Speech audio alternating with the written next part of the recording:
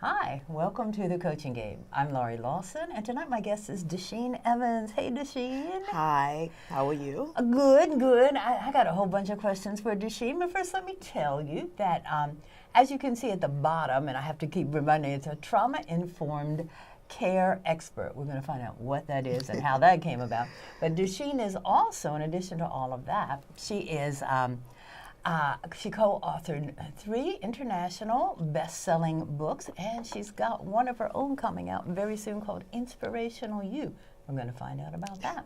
But first, Desheen, let me welcome you to the Coaching Game. Thank you for having me. You are welcome. And ask you, what the heck is a trauma-informed care expert? What is that? Okay. And how'd you get into it? So trauma-informed care is you take situations that have been traumatic, and you put certain tools in place that will address that. And that way you are informing the people that you're working with and the people that you are training. Okay, so trauma, so it should be, it's trauma informed care specialist. So it's like informed care specialist of trauma.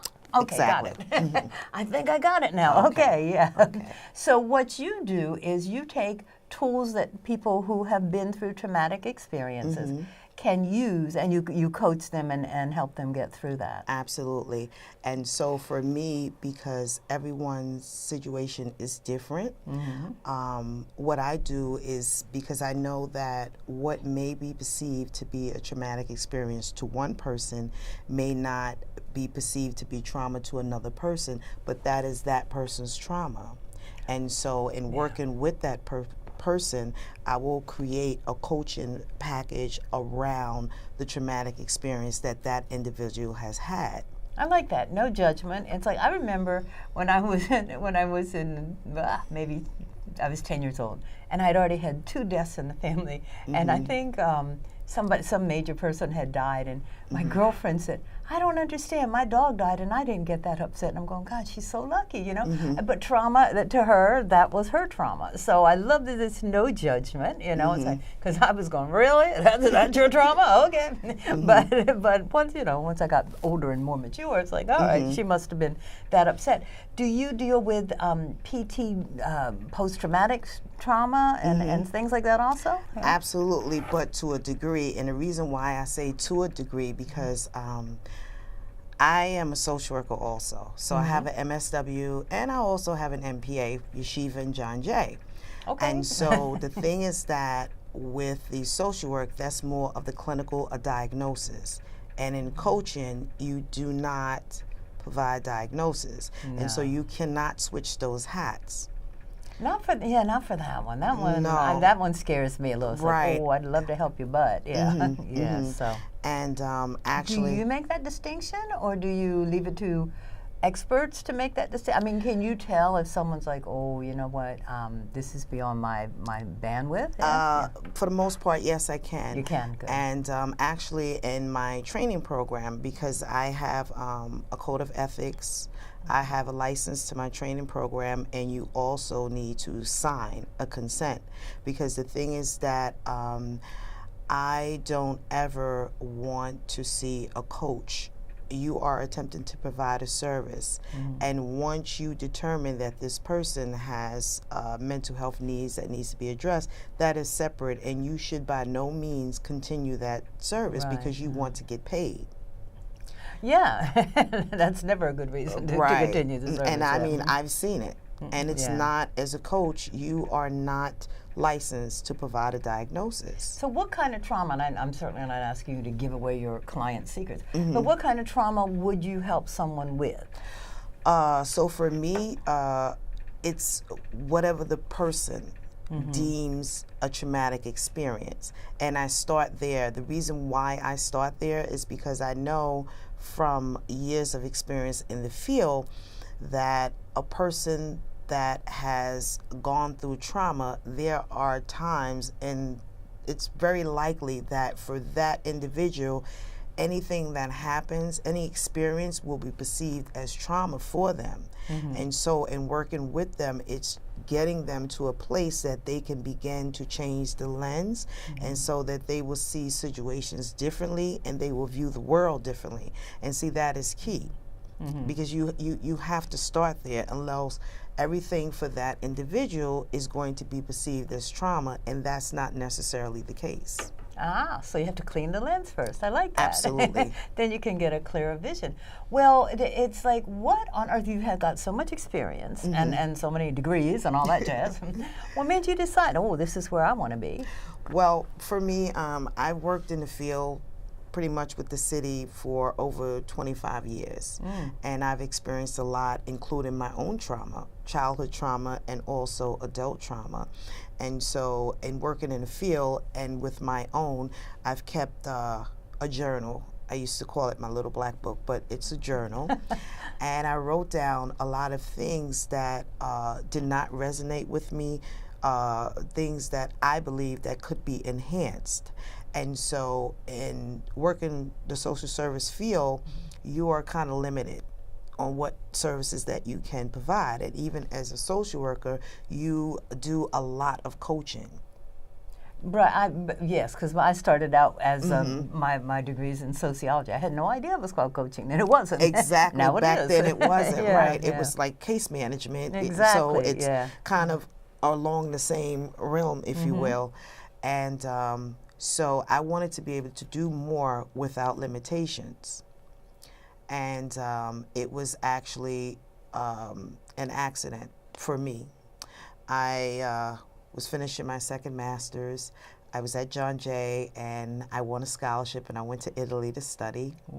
And I came back, and the very next day, I drove down from Dutchess County to the Bronx to see a client, and I was on the highway en route to another client, and I had an accident. And so it was very hard initially for me to bounce back. And as time went on, you know, surgeries and so forth, not being able to work, I realized that this was my true calling. And so I started working on my coaching who helped business. you? Really, I helped myself. I had a difficult time. It's very unusual. And then you go, oh, Yeah. I want to do that. And But you know what? I love coaches who do that, take their own experience and move it further. It's like, okay, I can go into a hole and never come out, or I can create forward. eyes of power. But we'll talk about that in a minute. Okay. Yeah. And so for me, although I did have money, and that's good when you are starting a business because it puts you a little bit ahead. You don't have to borrow. And it was a little challenge. Well, it wasn't a little. It was very challenging, I should say, because I had the option of paying people, and initially I did, and I started to realize that, you know, it's business. It's nothing personal. Everyone's in the profession to make money. I get it. Yeah. And I said, if I'm ever going to be successful in my business, then I need to learn the business language, like revenue, ramp up, all the things that you need to understand, SEO, and, you know, those things. And so what I would do is spend a lot of time and just educate myself. And then I went through the process of getting my company certified as an MWBE, which is an acronym for Minority Woman Business Enterprise. Oh, cool. Okay. Right. And so I did that, and I took a bunch of courses, and I says, okay, you know, I'm tired of going to workshops. I need to make money. And so if I continue to go into training, how am I going to make money? And so there was an opportunity with the city, and I says, wow, you know, I would like to go after this. It was a RFP, acronym for Request for a Proposal. The city has nothing but acronyms, but yes. I reached out, and I kind of got together a team of 4 to embark on a journey with me. It was, I'm just going to share a $6 million contract, and we did win. Wow. So a friend and I tried to do, we were going to do that, and we just got stymied by the paperwork. It was like, never very mind. overwhelming. Never mind. It's Very like, overwhelming. Whatever we get out of this, it won't. Good for you. I admire your tenacity, because they do not make it easy. Good for you. No. And so, but what I can say is that that entire experience was extremely traumatic for me. I understand that perfectly. Yes, I was very frustrated, and then what I learned to do was focus more on my strengths. That wow, you've been in business 3 years, you are really the business link because you're able to schedule meetings, get the team to come to meetings, which really the city would have nothing to do with them if it wasn't for me, because I'm an MWBE, so I get the PTAC support. Yeah. I got a lot of support from the city consultant, a lot of different trainings, things that I didn't know. And so once I figured it out, I says, you know what? You know exactly what you're doing. You just need to position yourself differently. And so I started making changes in my own business where I can establish myself that I want to be in a position that you use this as leverage, because you just don't want to focus on 6 million. You want to position yourself that you can make that over and over and over. And so I says, okay, what I need to do is create. So I started creating my own formula, my training programs. They're all authentic. They're based on real case studies, because I walk around a lot in the communities and I'm always talking to people because I want to know what's going on. I want to know how you're feeling. And this is what I work off of, because I know that it's not carved in stone. My training programs, I have a questionnaire and I learn about the culture, and I found that to be extremely important because, for example, the African American community, I think it's very important to understand that culture. So I have a course on Black trauma, the collective identities, because you have to understand that. Because I know for me as a woman of color, I don't like people talking down to me. I'll talk to you, but we pick up very quick that we know that if you're talking down to us or if you are talking to us. And I think women of color have a sensitivity that women of not color, and I do have color, but don't have. And I think it's like a spidey sense. It's like it's a sense, and it's something that I have learned to appreciate. It's like I don't see it, but I'm going to trust that you see it because I'm not in your skin, literally and figuratively, and. So it's a sensitivity, and I understand what you're saying, a collective identity, because my husband was Black, and I would notice when he would meet a Black person, they would have this, and nobody ever said anything to me, and it was just and I go, okay, I'm a little jealous. We don't do that, but it's a whole collective identity that I think white people need to learn, especially white people, and I'm sure people of other cultures also. So I'm glad that you're addressing that. And first of all, just calling it and saying, we've got this spidey sense that you might not have. It doesn't mean it's wrong. Exactly. It doesn't mean it's right. Right. We got it. So good for you. Good for you. I agree. And just to kind of go back a little bit, because I wanted to piggyback real quickly on when I say the traumatic experiences that I've had with this whole ordeal with the proposal, and it's important that people, because everyone wants to feel appreciated, and I'm going to focus on being a woman of color, is that when I bring something to the table, it's like you want to be valued, and when you're not appreciated. And as I said, there was a lot of struggles, but for me, it was just important to position myself that I want to protect my piece of the pie because I worked hard for that. And that's when I really, really learned how to play. Good. And so now I'm just hitting home runs. Yeah, well, fantastic. Good for you. And I'm excited about that. When you say tools, because you had said, so I bring to them tools and to help them with the trauma. Did you create those tools yourself? Absolutely. Really? Wow. Absolutely, because what I find is that there's not a one-size-fit-all. And going back to people of color, when we say deep breathing, I'm not saying that it doesn't work. However, but what I am saying is that I know for myself, even as a person of color, if I'm upset, that's not really something that I'm going to do. And so I don't like when people say that to me. Oh, see, that's Just my first piece of advice. Take a deep breath. Take a deep breath. I even said it to you. I said, take a deep breath. Right.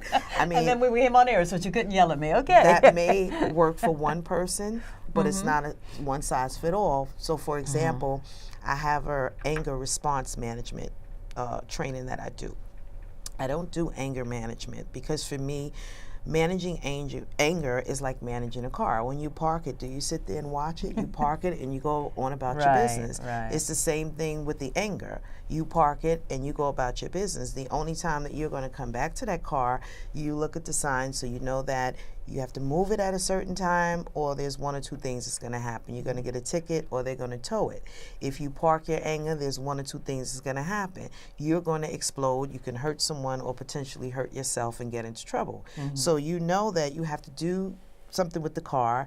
You have to do something with your anger. And that also taps into the trauma piece. And the end game to that is shifting the mindset. Because the mind taps into your thoughts and your emotions and your responses. So they all intertwine. Let me ask you, do you use anger as a tool? Do you use anger as an incentive? Because I do. I absolutely do. But what I like to do is I'll have two separate boards that I work from. And I want people to write down all the things that they care about and all the things that they don't care about. And then I cross-reference. So you know that if you care about, for example, these Jordans, or you have some that they like to go to the club or they want to smoke weed or whatever it is that they do, and you know that if you do X, Y, and Z and you don't do something with that anger, these are the things that's going to happen. And so a technique that I started when I worked with the youth in foster care was I helped them to take the same songs, which some of us may see as crazy songs, and some of it was like a bunch of garbage cans making noise, but it meant something to that person. And so I would use that song, and I found it to be very successful that when the person is angry and they play that song, you and I may hear it one way, but that person is hearing it very different. And for them, that's deep breathing. And people ask me all the time, how are you able to do that? And it goes back to social work. When we say meeting the client where the client is, that's exactly what that means. So again, it's not carved in stone, and this is how they're able to respond differently. Now let me either open it up or close it down. Your emphasis so far has been on people of color. Do you also deal with people not of color? I don't know what to call me. White. No, absolutely. White I deal with all cultures because I want to learn about cultures, because we don't just live around one culture. Yeah, I don't want people to think you're limited, which would be fine. Oh, no. Which would be fine. We're very diverse, and it's important. And it is important because when you have a company, even when you go outside, you're dealing with the general public. So you're just not going to be confined. Even if you live in a neighborhood that is what they would say the ghetto, there's still other cultures around you. And it's important to understand that, because I can't tell you how many times because my background is community organizer, so I walk a lot and I listen. And I do community assessments. And so, for example, you have some cultures that they don't use deodorant. You have some cultures that they use certain oils. And I know even myself, a person of color, and I used to say, oh, that perfume, that oil stinks, or this person, they need to wear some deodorant. But it's offensive to the person. Absolutely. And I know if people go to Africa, they go, oh my God, the smells, and then you get used to it, and it's like it's no big deal.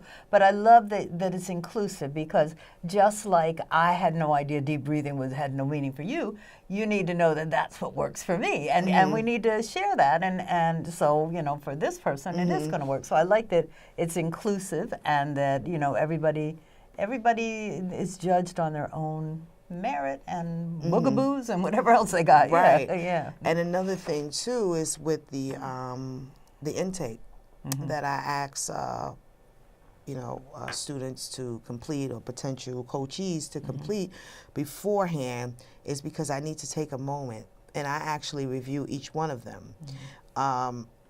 For example, real quickly, if I come to you for a service and it's just very easy to add that question. And again, it's not carved in stone. And I want people to be open to making changes, because sometimes you just can't use the same stale questionnaire because time's changing, things are happening, and you need to keep up. And so, for example, if I come to you, Laura, for a service and you don't really know anything about me, but when I'm filling out the intake, if there's a little question, have you ever had any trauma experience or something, you know, just please explain something really similar, it would be helpful. And so, for example, that's not there, so you don't know any of these things. And you do my intake packet and I have to sign. You're going to be my case manager, and you have no printing paper, right? Because you have to print it out, and there's, you know, the boxes that you have with the printing paper, and so you open up your little drawer, and you pull out a box cutter to you know, open it, that would give me trauma. And I kind of freak out, but you yeah. don't understand what's going on with me. Happening, I was attacked by a box cutter, okay. so that means something to me. Yeah. But you wouldn't know that because you haven't asked. And so it's just taking time to really understand. And that goes into the styles of communication. Definitely, yeah. Awareness and communication. Not quick to judge. And unfortunately, I see, like, lately we're all like, everybody's afraid of everybody. And it's like, okay, but hopefully we're getting out of that, but that's okay. But you know what? I want to find out about Eyes of Power. I want to find out about Inspirational You. We only have like 6 minutes, so let's go. So real quickly, Eyes of Power, as I said, we are certified as an MWBE, and so we... Say what that is again? Minority Woman Business Enterprise. Okay. So I am just in case the there's company somebody out there who wants city, to try. state, New York, and New Jersey Port Authority. So we can contract with the city and the state as a prime or as a sub. Oh, okay. And I also work with private clients, and I create training programs. Excuse me. And so for me, my book, the name of my book is Inspirational You. I am super excited about my book. I was a little behind because when you're writing a book and you're touching on things that have been very traumatic, it's close to home, it's not that easy. There are difficult chapters in a book, and the book is not a memoir, and it is not for sympathy. I don't want anybody to feel sorry for me. That's not the purpose of the book. The book is so to empower other people, especially women, because I want you to be able to use those stories and say, well, if she did it, I can do it too. No, are they stories, your personal stories? Is anyone else included, or just you? My mom. Okay. And things that you can do. So, for example, real quickly, there was a situation that happened last year. Someone was murdered in my building. I was devastated. A week after that, my mom had gone into the hospital, and then right after that, one of my own brothers was murdered, and so it was just a lot. Yeah. And I couldn't come outside. I was traumatized. And my mom became my coach, where she was using the tools that I helped her to use, and she was using them back on me. I says, wow, she's really good at that. Okay, and great. So real quickly, fast forward, this year, the same situation. My mom at the hospital, they had this big thing in front of the building with the candles all over and, all over again. And then my brother, that resurfaced, the death certificate, the ashes, but I'm not going to go into that. That's for the book. And so I found myself in that situation again this year. And so my mom, she's 88, and now she's able to utilize the tools to coach herself.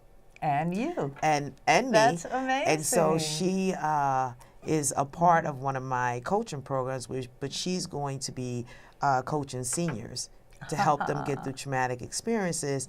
And so the idea, again, is for people to be mindful of their styles of communication and how their behaviors, things that they say, their actions can potentially be the onset to someone else's trauma or re-traumatizing that person.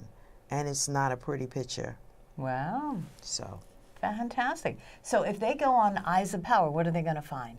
So They're going to find a way to get your book when it comes out? Absolutely. Okay, And cool. all the amazing programs that we are in the process of launching. What I did was I went back and I did an analysis of the training programs that I have. And so right now I am actually this weekend revamping everything. And I'm going to be removing a lot of content there and doing short videos because I want people to be able to connect. I know, and our attention span is getting shorter Exactly. and shorter. People don't like to read a lot. Because I don't even like reading there, you know. Really? So, and I just want to be able to help as many people as I can. People will be able to become certified. As I said, I have a license on the program so that they can potentially train other people because we need as many change agents as possible because trauma it's a global epidemic that's happening. It's global and it's human. You know, it's just really, if you're going to play the game, you win and you lose. And, Right. You know, and I guess learning how to handle it is really the one of the important things. You chose two of the points of view cards. One is communication, and I think we kind of understand that. It's like you're communicating, and yet in the case of your mother, you're cross-pollinating, and you both are helping one another. The awareness. What's the awareness? To be aware of. To be aware of your styles of communication and be aware of your body language because sometimes you can communicate without saying a word. Yes, a little tick in the face, an eye roll. And what happens is that a lot of people find that you're not approachable. And so just for people to be aware of that and also helping people to change the lens, how they view trauma, and just being aware of your responses to a person's trauma, what they believe to be trauma, to be more supportive. Right. And we have to just be aware of that. And less judgmental, absolutely. I love it because the theme of the show this year, or we started out our first show of the year, was change. And it's like, so to have you on as the next show is so perfect. So what I'm going to recommend to people is that they go on eyesofpower.com and see what Desheen has on there. And I'm not saying go work up a trauma, but I'm saying, because I'm sure your stuff works in normal everyday turmoil also. And check that out and see. But I'm so thrilled that there's somebody out there doing this, especially in these trying times. I'll just say that. In these trying times, definitely. So check out Eyes of Power. And Desheen Evans, thank you so much for being on the coaching game. You are welcome, my dear.